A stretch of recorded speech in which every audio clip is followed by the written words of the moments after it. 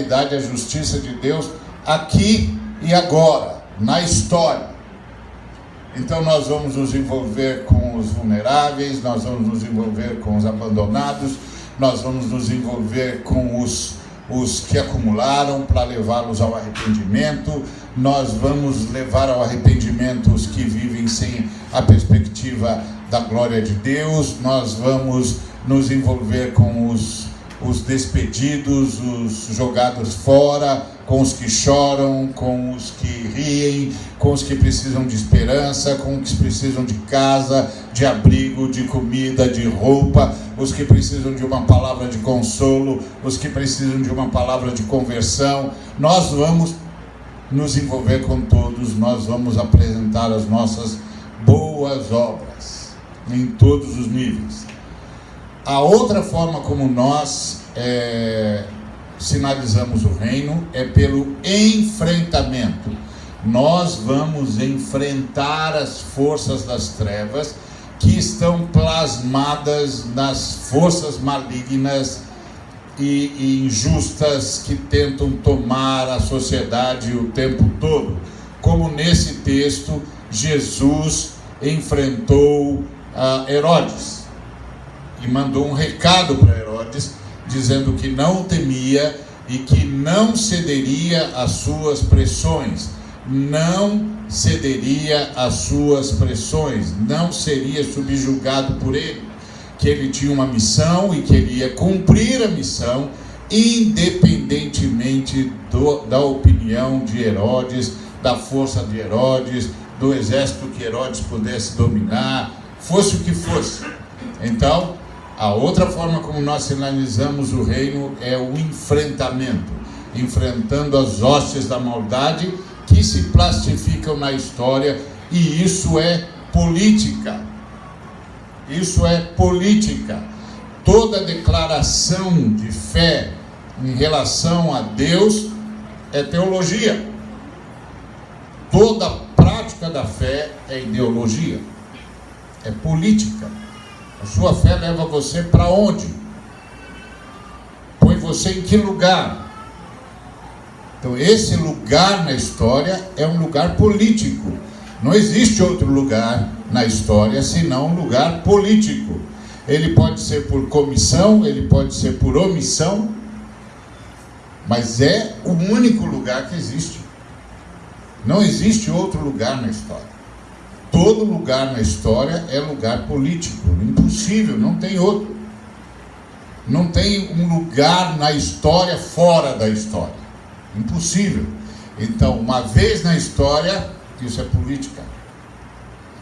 Como nós vamos viver isso? Vai aparecer de qualquer jeito. Vai aparecer por comissão e vai aparecer por omissão. E a comissão pode ser ao lado do bem ou ao lado do mal.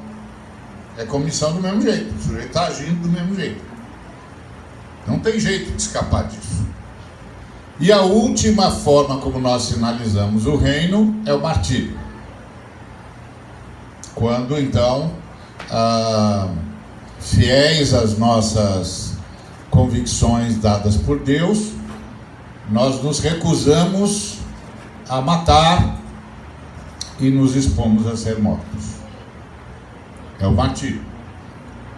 É o último passo da sinalização do reino de Deus.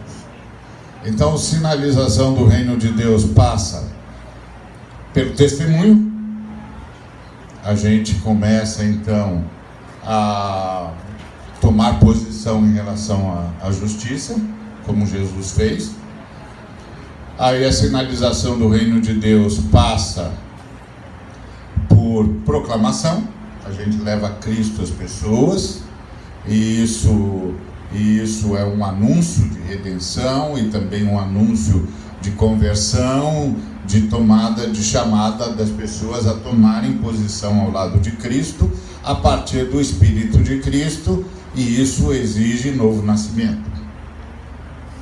Isso é fruto de redenção. Depois nós vamos para as boas obras, que é a nossa ação na história para fazer valer a justiça do reino.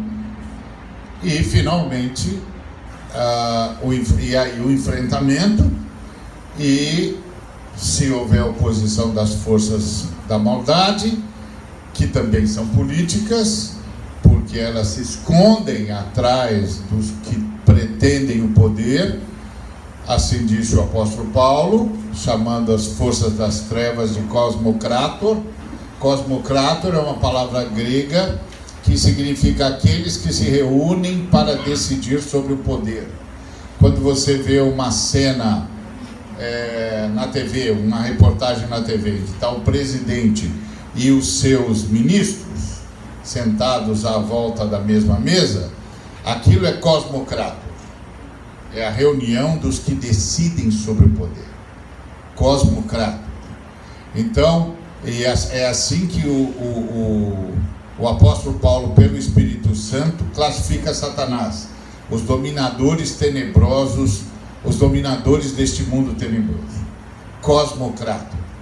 Então, onde eles se assentam, que meios eles usam?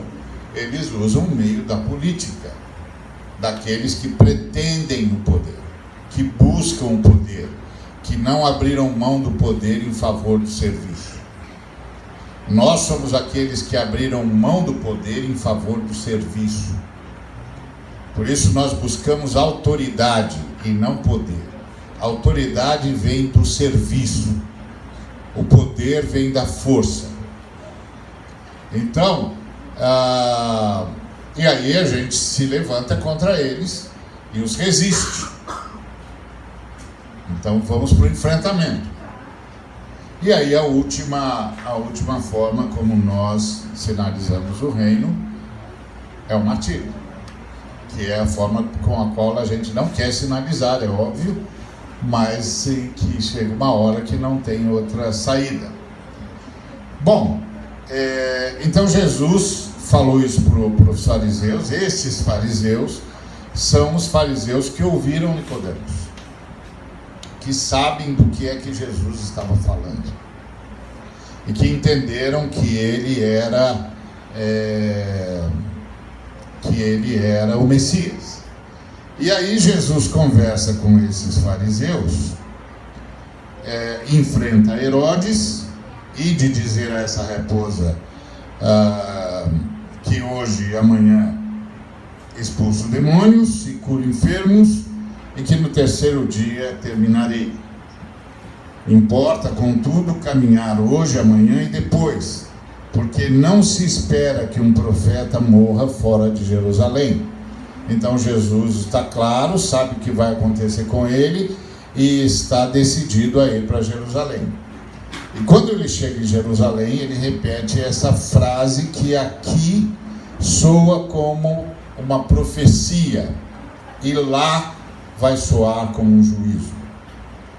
Então a profecia é: Jerusalém, Jerusalém, que matas os profetas e apedrejas os que te foram enviados. Quantas vezes quis eu reunir teus filhos, como a galinha junta os do seu próprio ninho, debaixo das asas, e vós não o quisestes. E aqui Jesus nos coloca sobre uma situação que é muito cara e difícil para nós, que é quando o povo de Deus desobedece Deus.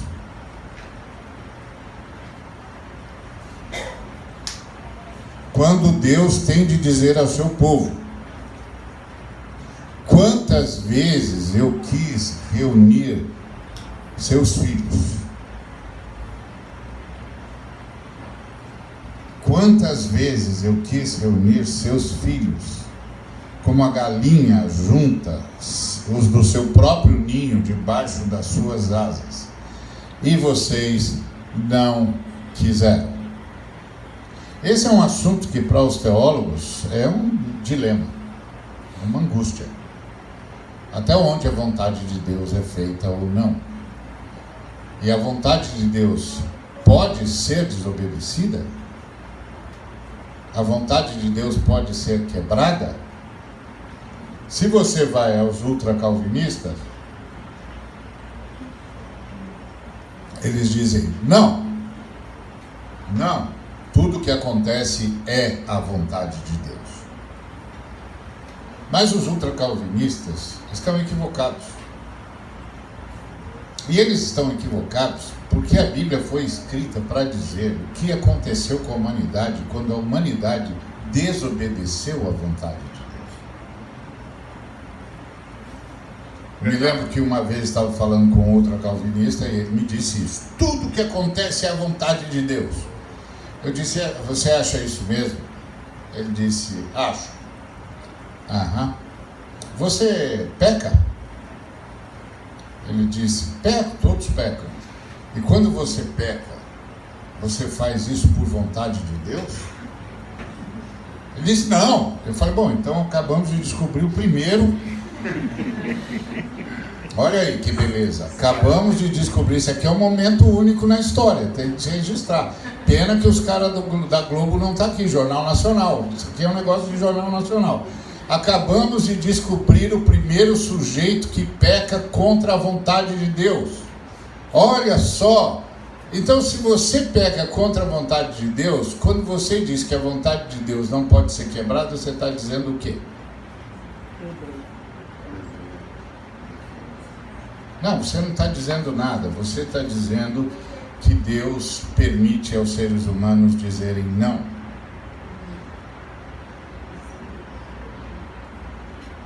Aliás, a Bíblia conta como Deus deu a sua vida para que o fato da humanidade dizer não para Deus não significasse o fim da humanidade.